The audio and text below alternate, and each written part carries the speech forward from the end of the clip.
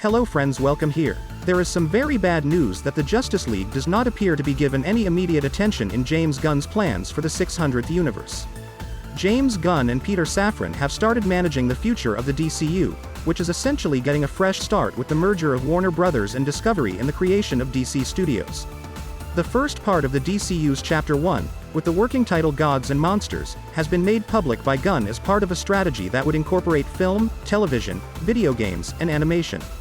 Gunn's announcements did not contain any Justice League-related movies, series, or other projects, despite the fact that Gods and Monsters includes projects with characters tied to the Justice League.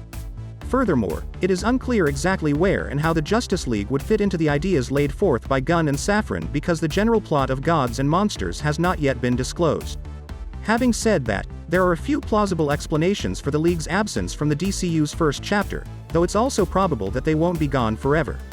A variety of important and supporting DC characters are included in Gunn's confirmed cast for the DCU's Chapter 1. Superman Legacy, directed by Gunn, is leading the campaign, while the Batman Part 2 and Brave and the Bold put the Dark Knight in the DCU in the Elseworlds' good graces. Several of the Justice League's key members are now priorities thanks to the Green Lantern show Lanterns, but Chapter 1's other initiatives don't appear to point to the Justice League as a priority. Less well-known DC characters are given a chance to shine in other ventures including the DC horror film Swamp Thing, the DC TV series Creature Commandos, The Authority, and Booster Gold, and the DC TV program. However, none of the B characters participating are often connected to the Justice League. Paradise Lost, the Wonder Woman prequel series, likewise looks unlikely to feature Diana at all, and Gunn's DC project's publication timetable doesn't seem to lead to the creation of the Justice League.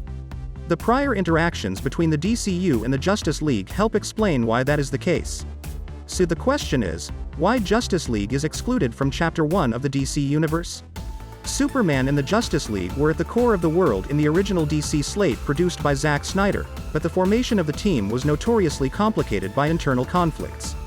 Both the revamped Justice League that debuted in cinemas in 2017 and the Snyder Cut that followed are indelible moments in the annals of superhero filmmaking. The Justice League as a team has been a touchy subject for DC in movies since the release of Zack Snyder's Justice League and the disclosure of Snyder's plans for his Justice League sequels. Any new Justice League film will unavoidably draw parallels to Zack Snyder's Justice League since DC Studios has practically established its own 600th world.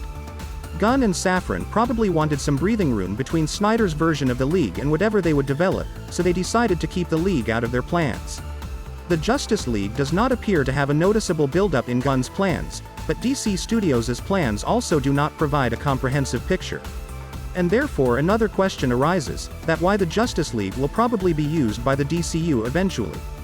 The Justice League in the DC Universe wouldn't appear until 2027 at the earliest, since DC Studios' stated schedule starts with James Gunn's Superman Legacy and includes plans for 2 films and 2 television series per year.